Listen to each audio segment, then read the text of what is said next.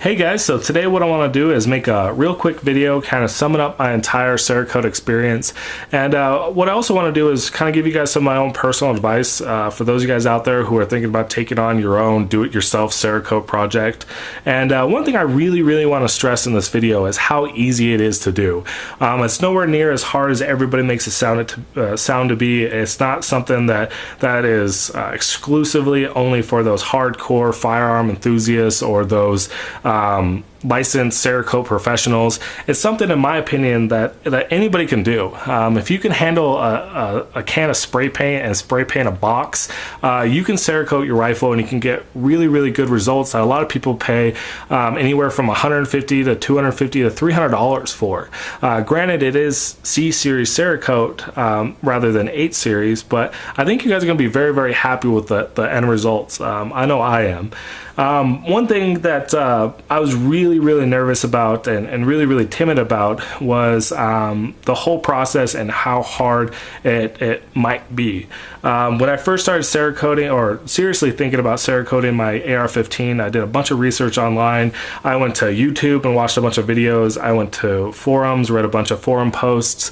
I went to websites, blogs, and read a bunch of write-ups there. And pretty much anybody who either made a video, posted in the forums, or did a write-up online made it sound like it was this long, drawn-out, painstaking, pain-in-the-ass process that took them forever to do. And quite honestly, I did not find that to be the case whatsoever.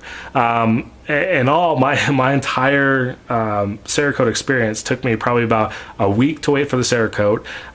One day or one afternoon going to 2 different stores to get a pre-val sprayer and brake clean at Cragen and a gallon of acetone at Home Depot. Other than that, it took me probably about 2.5 hours to actually coat my parts, and a lot of that time was spent filming the whole experience for you guys. It's not hard. I think people get overly carried away with sanding and bead blasting and buying spray guns, airbrushes, air compressors, and all this other stuff when they don't necessarily have to. I think I've kind of shown that to you guys. I've spent a total of $78 on all those things I've listed before, and I got a really good results that, like I said, a lot of people spend upwards of $150 to $300 for.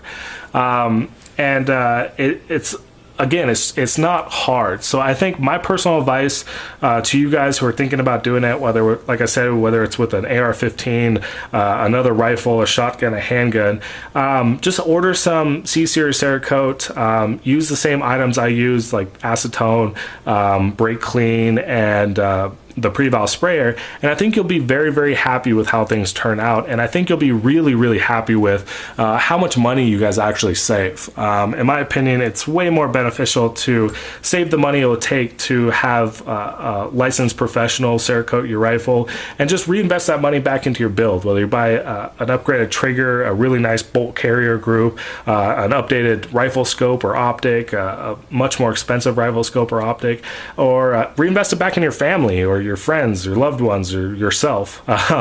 It's definitely more beneficial to save the money by doing it yourself. And on top of that, you get to experience a really cool project that not a lot of people get to do. I mean, if you're a firearms nut, anybody out there who has seen a Cerakoted rifle, handgun, shotgun, I can pretty much guarantee it, you've been immediately drawn to it, and you want one for yourself. And it just adds that much more sentimental value to your firearm if you actually Cerakote it yourself. You went through the whole process and you get really good results. I guarantee you'll be much more proud of that firearm or that particular build than you would if you sent it off and had it done professionally.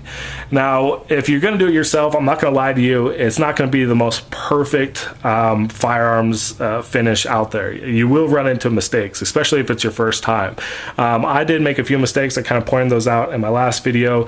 I would say if you're one of those guys that want a firearm that's absolutely perfect, there's no mistakes, no scratches, no smudges, there's nice even coverage on every single part, then spend the money to have that done. If you're one of those guys like me who take your rifles out, or your handguns, your firearms in general, out in the desert, you shoot them a lot, you bang them up, you scratch them up, you won't really mind not having that absolutely perfect finish.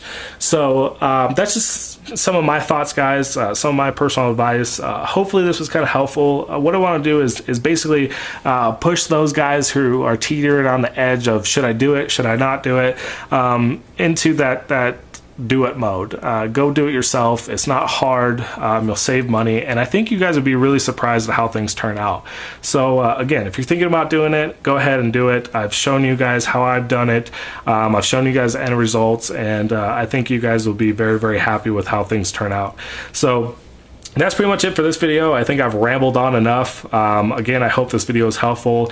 If you guys haven't seen part 1 or part 2, feel free to go back and check those out. I'll put a link in the description down below to each one of those videos, as well as at the end of this video, just click on the annotations over the corresponding videos and it'll take you there. But that's it for this video, guys. Thanks for watching. Until next time, see ya.